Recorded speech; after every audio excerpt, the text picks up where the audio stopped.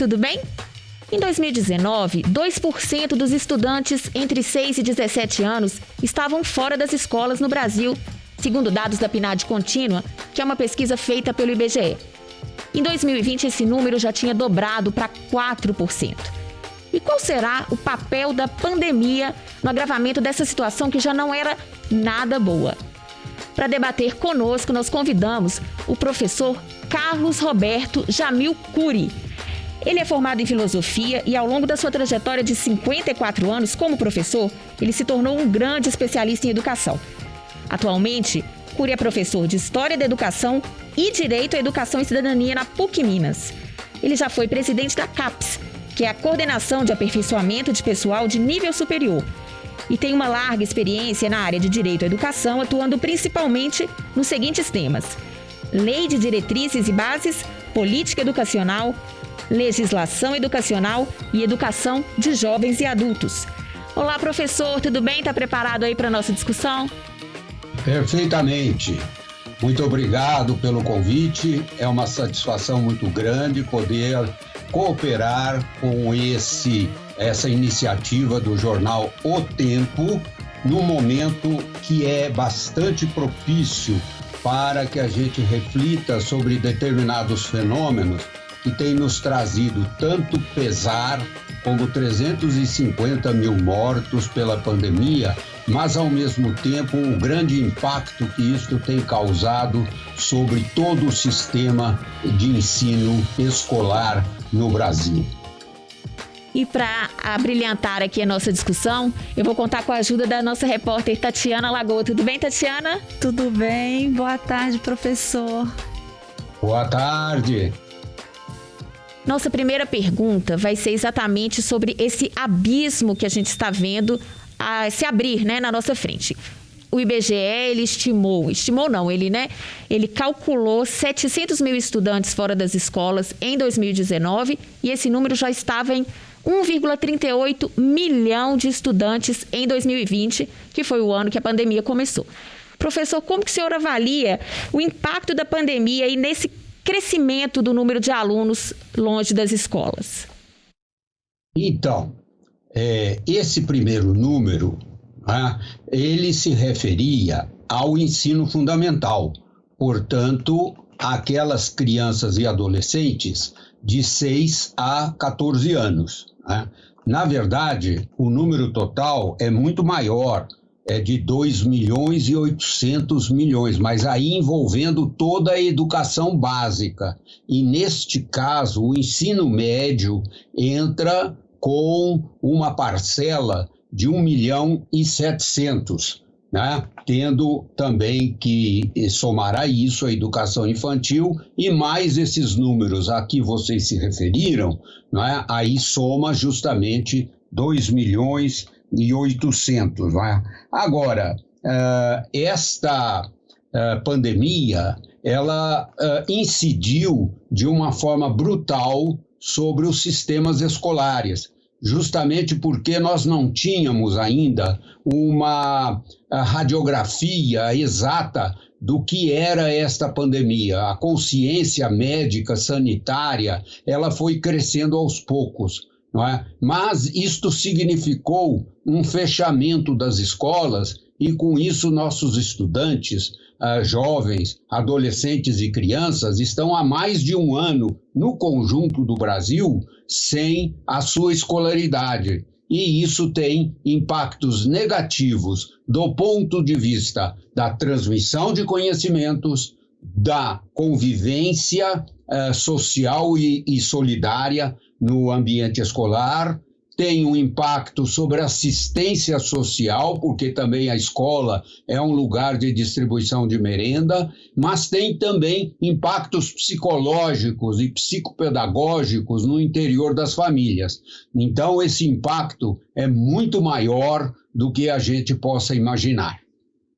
Professor, desigualdades sempre existiram, Só que a gente pode falar que nesse período, em que quem não tem acesso a tecnologias, ou como o senhor bem disse aí, pessoas que estão em situação de vulnerabilidade, não estão tendo acesso à educação, e sabendo que educação é um caminho para a ascensão social, a tendência é um aumento das desigualdades sociais e essas desigualdades ficaram mais latentes agora?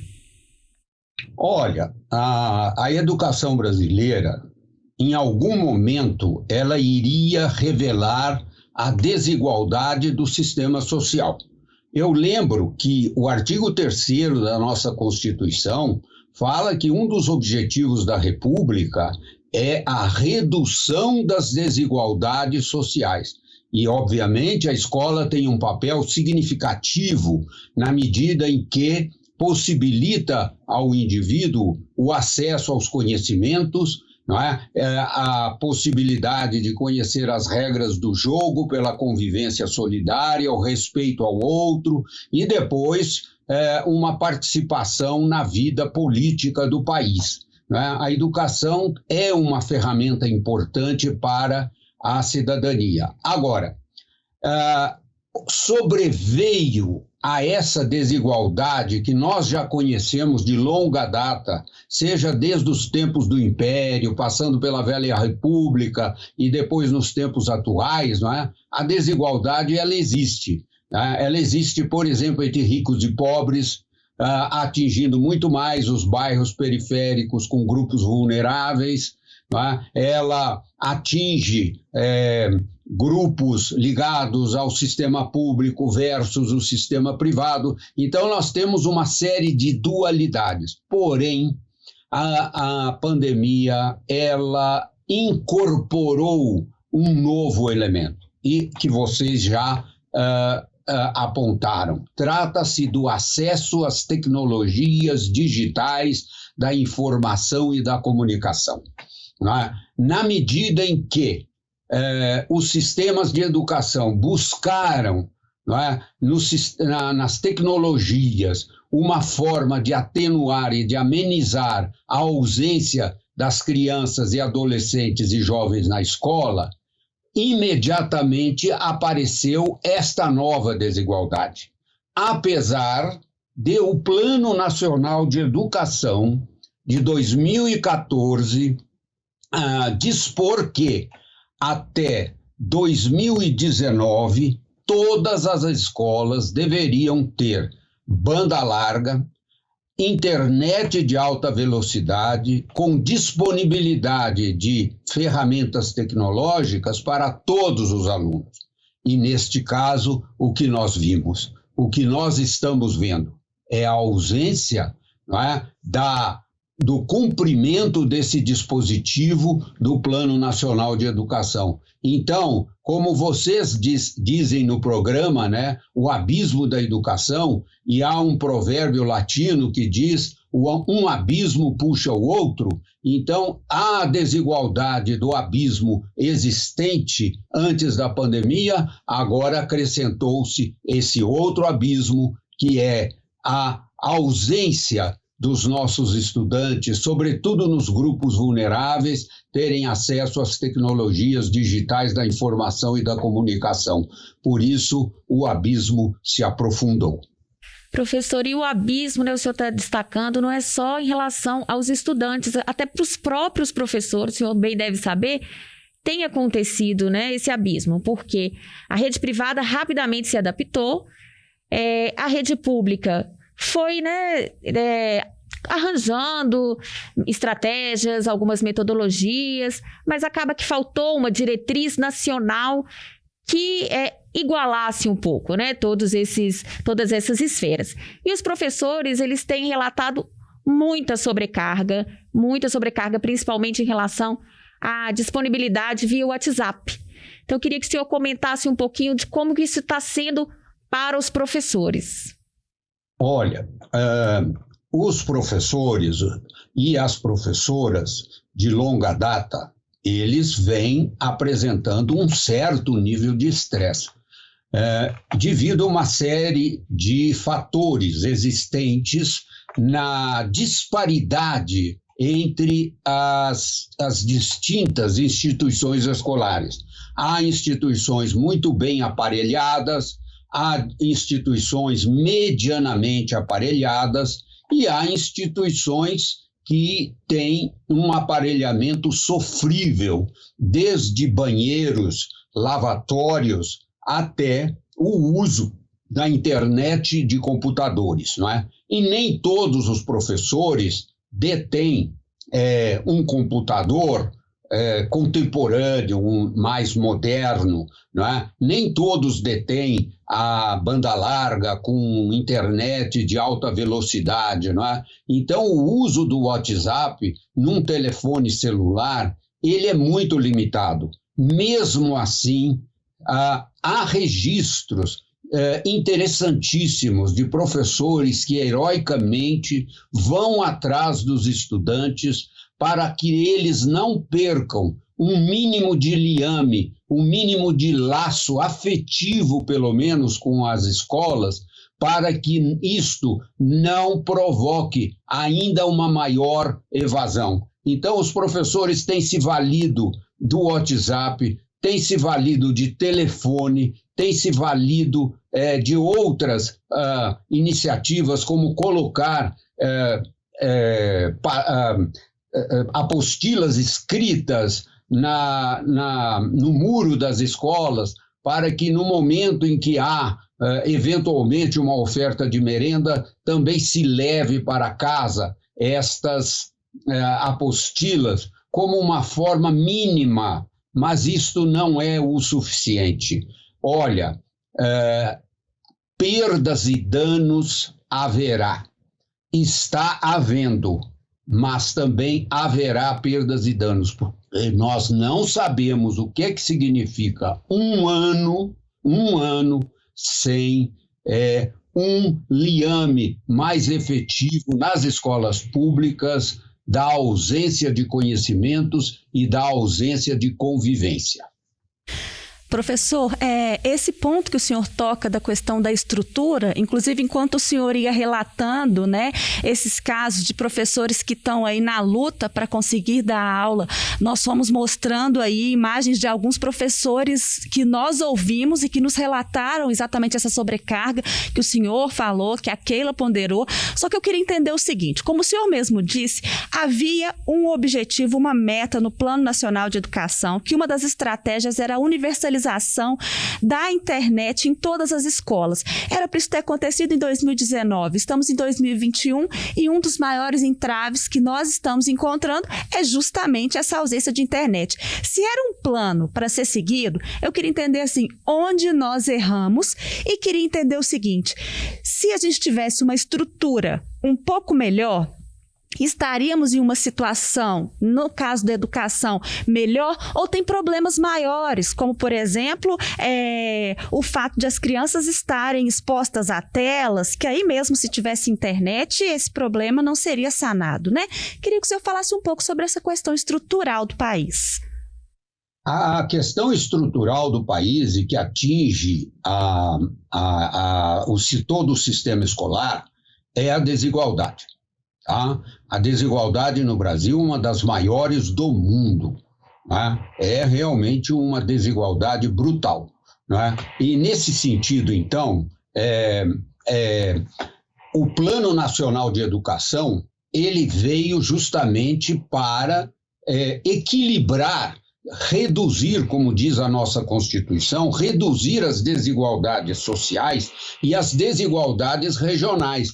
Também nós não podemos nos esquecer que, por exemplo, Minas Gerais não é uma extensão de Belo Horizonte ou de Governador Valadares ou de Uberlândia.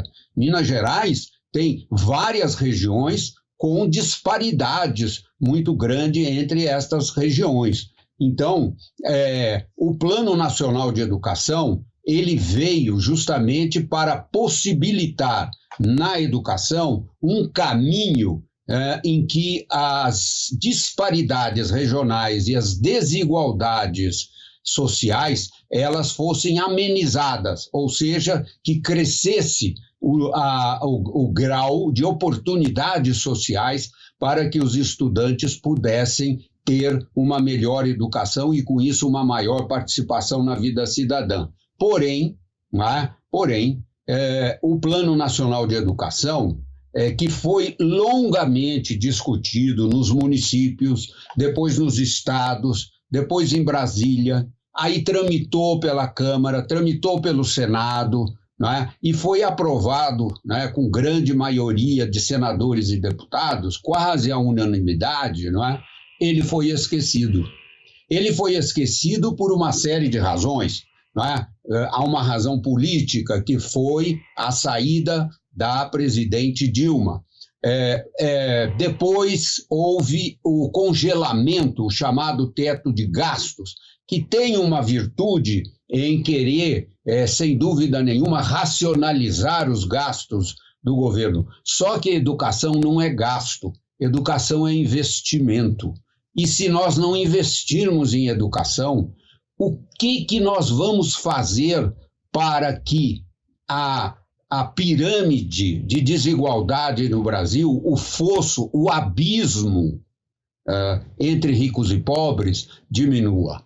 A educação é um caminho, não é o único, não é? Mas, ao mesmo tempo, se não houver um investimento neste sentido, nós perderemos muitos talentos que poderiam vir a ser cientistas, que poderiam vir a ser pesquisadores, que poderiam vir a ser artistas. Nós perdemos no meio do caminho, não é? Há uma evasão, não é, tristonha muito grande em nosso país quando a gente percebe os estudantes não podendo prosseguir com qualidade os seus estudos, não é? E isto se deve a uma falta também de investimentos qualificados e quantificáveis no âmbito da educação. Não é? Nós temos um investimento muito baixo pelo valor aluno anual médio. O valor médio no Brasil é da ordem de R$ 1.900. Se o Plano Nacional de Educação estivesse em vigor, este valor hoje na educação básica já teria subido para R$ 3.200 ano. Não é algo excepcional, mas já seria um ganho para um investimento desde o transporte escolar até o melhor equilíbrio entre os municípios ricos e pobres e um investimento melhor no ambiente escolar, com salas melhores, com carteiras melhores e professores melhor formados. Professor Cury, essa questão que o senhor está comentando, né, da falta do investimento. A gente tem uma preocupação hoje nacional, né, em relação à falta do investimento social também. O que temos percebido? Nós buscamos, junto ao Ministério Público do Trabalho, algumas estatísticas para ver o reflexo no trabalho infantil.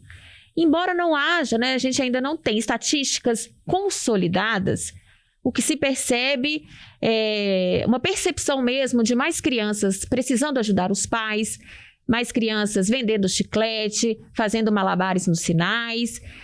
E uma questão, assim, normalmente, antes da pandemia, né, o trabalho infantil elevava os números da evasão.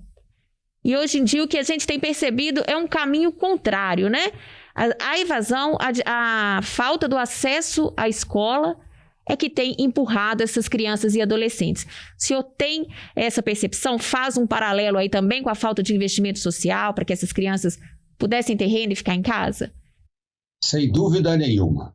Veja bem, se nós quando nós fizemos o censo escolar, não é, de 2020 para 2021, deu para perceber justamente este vácuo, deu para perceber este vazio. O que acontece? O que já acontecia, não é? A evasão escolar, ela se deve basicamente à desigualdade social, essa distância brutal, o abismo entre ricos e pobres, não é? Mas há um abismo também no interior da educação. Esse abismo, ele foi relativamente atenuado por aquilo que a gente chama de gratuidade ativa. O que é a gratuidade ativa? Não é só a ausência de mensalidades, é também a merenda, é o livro didático, é o transporte escolar gratuitos. Então, e a Bolsa Família. Mas apesar desses instrumentos e dessas ferramentas, chega num determinado momento, a pobreza no Brasil é de tal ordem que a criança ou o adolescente quase que se sente na obrigação de ajudar os seus pais, então ele acaba caindo, né, no trabalho infantil, que é proibido. O Brasil assinou a Convenção da Organização Internacional do Trabalho, né, estabeleceu um compromisso, né, para acabar com o trabalho infantil. Afora aquilo que está escrito, está disposto no ECA, no Estatuto da Criança e do Adolescente, a esse respeito. Então, a vulnerabilidade social, não é? Ela acaba trazendo estes elementos que empurram a criança para fora da escola. Com a pandemia, isto ficou muito pior, porque a escola, enquanto lugar geográfico, enquanto lugar territorial, ela é o último espaço na sociedade nossa que tem uma institucionalidade, tem uma permanência, que é de 5 dias por semana, 4 horas por dia, e que tem uma avaliação sistemática e é considerado um bem social, um bem público. Não há outra instituição hoje na nossa sociedade que dê conta do que a escola dá conta. São 50 milhões de crianças, adolescentes e jovens que faziam o ir e vir casa, escola, escola, casa. Tanto é que o Plano Nacional de Educação, para a redução do trabalho infantil, ele promove a educação integral, ou seja, um mínimo de 7 horas por dia, e não 4. Isto possibilita várias coisas, como um professor mais estável, na mesma escola o tempo todo, possibilita uma maior solidariedade entre a família e a escola, possibilitando um intercâmbio entre a comunidade social e a comunidade escolar, possibilita uma maior presença do menino na escola e, em alguns momentos, possibilita a eles, não é, a iniciação a uma arte, a iniciação a um ofício, que pode, então, significar mais tarde uma opção entre ele continuar os estudos ou, com os seus 17, 18 anos, poder optar pela inserção profissional na vida do trabalho. Professor, se já é complicado quando a gente pega aí nos grandes centros, né, região metropolitana de Belo Horizonte, quando a gente afunila mais e vai para o interior e vai para as zonas rurais, a situação da educação nesse período de pandemia, pelo que a gente apurou, está catastrófica, né? Queria que o senhor trouxesse aí alternativas, uma perspectiva para 2 grupos, que são quilombolas e indígenas, porque hoje nós temos no estado aí pelo menos 20 mil estudantes indígenas e eles têm ali nas escolas deles algumas diretrizes diferenciadas. Já tinham pensado uma alternativa para que indígenas e quilombolas tivessem aulas e conseguissem ter ali a cultura, né, respeitada, só que aí vem a pandemia. A maior parte dessa população está nas zonas rurais e aí eles já estavam, né, já um pouco marginalizados, isso agrava ainda mais. Como levar essa educação para esses meninos que têm uma cultura diferente, estão em locais de acesso diferentes, muitas vezes sem energia elétrica e sem internet? Olha, dois elementos importantes para se entender isso.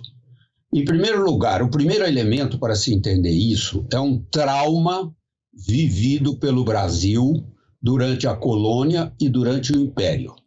A escravatura. A escravatura atingiu, claro, né? Nós sabemos que foram os negros livres que foram transformados em escravos. E quando da abolição, eles não tiveram o que foi pleiteado por vários abolicionistas da época, eles não tiveram uma reforma agrária. Então, eles ficaram, né, mais marginalizados do que outros segmentos. Relativamente a isto ocorreu também com os indígenas. Então, com os indígenas, ocorreu ao longo da nossa história, até a Constituição de 88, um sistema de tutoriamento destas comunidades. Só com a Constituição de 88 houve um reconhecimento maior da autonomia destas comunidades indígenas. E houve também um reconhecimento da importância cultural, da importância mais ampla dos grupos quilombolas, não é? Pois bem, eu insisto, antes do Plano Nacional de Educação, o Conselho Nacional de Educação, do qual eu participei por 8 anos, nós elaboramos diretrizes para os currículos destas escolas, com modelo pedagógico próprio, estabelecemos diretrizes operacionais para que, sobretudo na zona rural, houvesse, não é, uma sensibilidade para as peculiaridades da zona rural, não é? Isso já estava estabelecido antes da pandemia, né? Com a pandemia, né, essas iniciativas, elas que foram potencializadas pelo Plano Nacional de Educação, elas não foram levadas adiante. Então, o que eu quero dizer é o seguinte: é preciso haver uma coordenação nacional. Não houve, nem na saúde, nem na educação. Não está havendo uma coordenação nacional, nem na saúde e nem na educação. Então, os estados e os municípios acabam tomando iniciativas diferenciadas. E isto não é bom para aquilo que deveria ser comum. Claro que isto é bom para aquilo que deveria ser específico. Mas se nem o comum é realizado, como garantir o específico? Então, nós estamos realmente num momento muito grave e que a única saída que nós tivemos e estamos tendo foi a aprovação da Emenda Constitucional 108, pelo qual o Fundeb foi constitucionalizado no corpo permanente da Constituição e houve um dispositivo pelo qual a União, que até então só entrava com 10% do valor total do Fundeb, ela agora deverá lentamente ampliar até 2026 de 10% para 23%. Com uma diferença significativa, que poderá sim melhorar a questão dos quilombolas e das comunidades indígenas.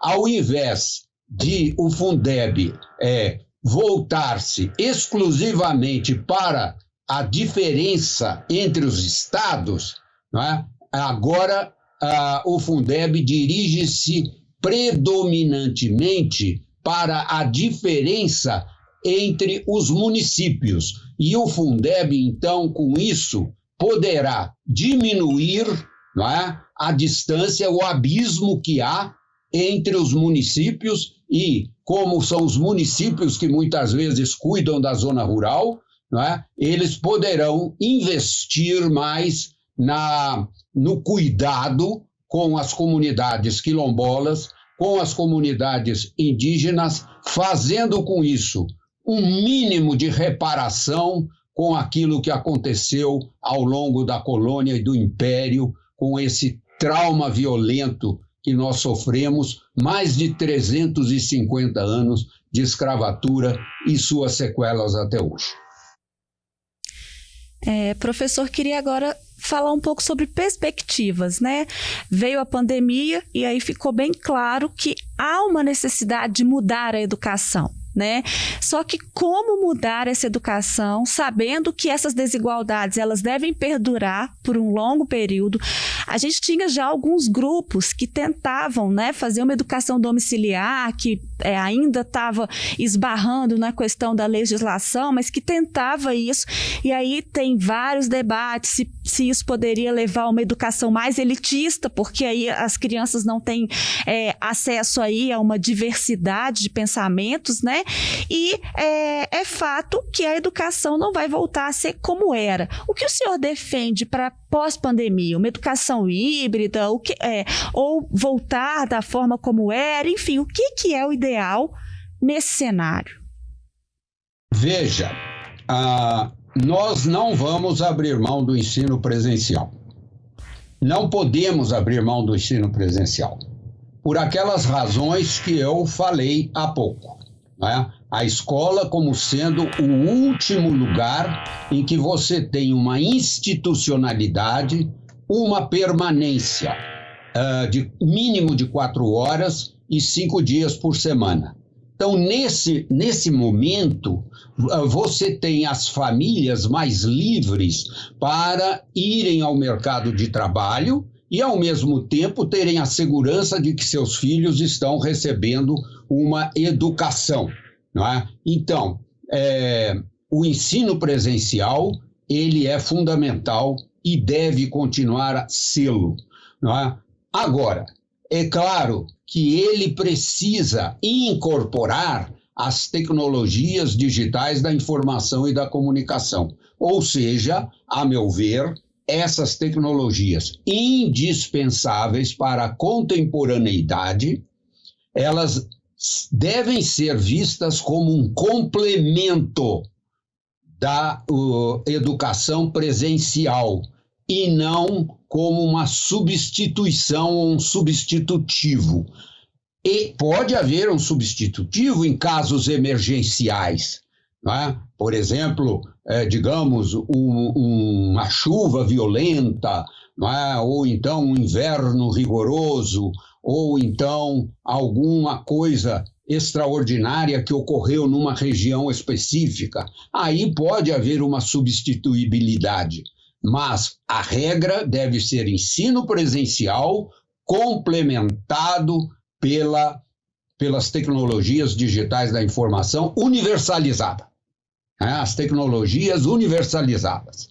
Agora, a proposta da homeschooling, isto é, da educação doméstica, que foi legalizada no Brasil até 1988, ela esbarra, não é, em duas realidades. A primeira realidade com a qual ela esbarra é que até 1988 havia uma dificuldade de acesso à escola. Isto não é mais realidade hoje. No ensino fundamental, nós temos 98% das crianças nas escolas, não é? Então, esta realidade de que o acesso se abriu, apesar da nossa profunda desigualdade, não é? Ela está se realizando, ainda que com grandes dificuldades, não é?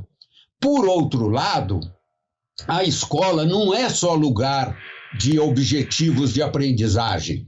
A escola é também um lugar de socialização e de convivência, onde o negro reconhece o branco reconhece o negro, e eles buscam não só as regras do jogo, mas a aceitação, o respeito, a diminuição das discriminações. Que outro lugar nós vamos ter sistematicamente em que você possa trabalhar a redução das discriminações e dos preconceitos, senão nas escolas.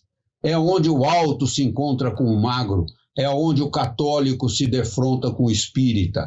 Esse é o lugar mais do que da tolerância, da aceitação. Quando você retroage esta realidade para dentro do aparato doméstico, acontece aquilo que os gregos chamavam de uma regressão da cidadania. Eu vou usar a expressão que os gregos usavam, não na expressão vulgar desse termo. Os gregos diziam que isso era uma idiotia. Por quê? Porque ao invés de ir para o ambiente mais amplo da cidadania que a escola propicia, você se refugia dentro de casa. E com isto, a sua socialização, a sua convivência com o outro fica muito prejudicada. E, sobretudo, eu acho que a educação doméstica é uma forma de desqualificação dos professores.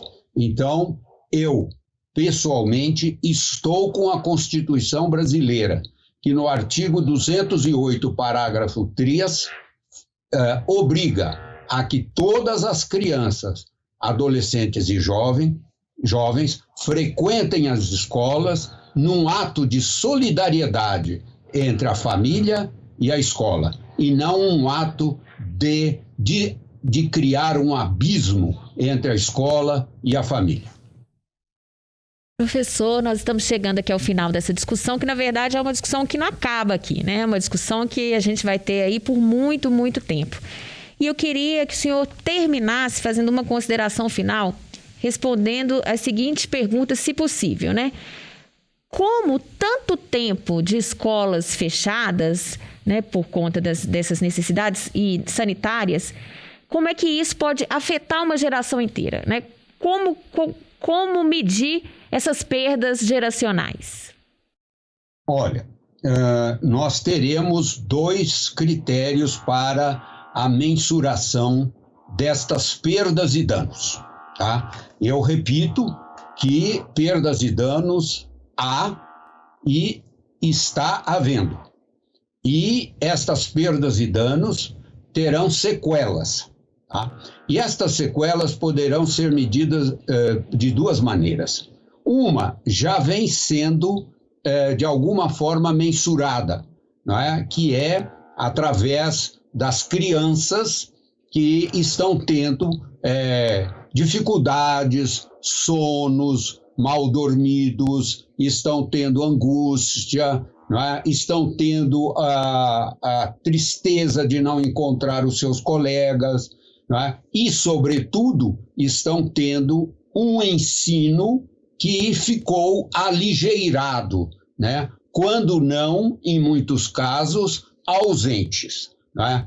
Bom, então, o bom senso vai nos indicar, pelo cotidiano, quais são esses impactos. Por outro lado, não é, existem institutos de pesquisa que, com profissionais qualificados, têm a possibilidade de mensurar mais cientificamente quais serão os graus, não é, e a natureza destas perdas e danos. Isto nós temos que, de alguma forma, estarmos alertas. Agora, uma coisa é certa: no momento em que o sol voltar a brilhar, o acolhimento nas escolas não poderá ser um acolhimento qualquer.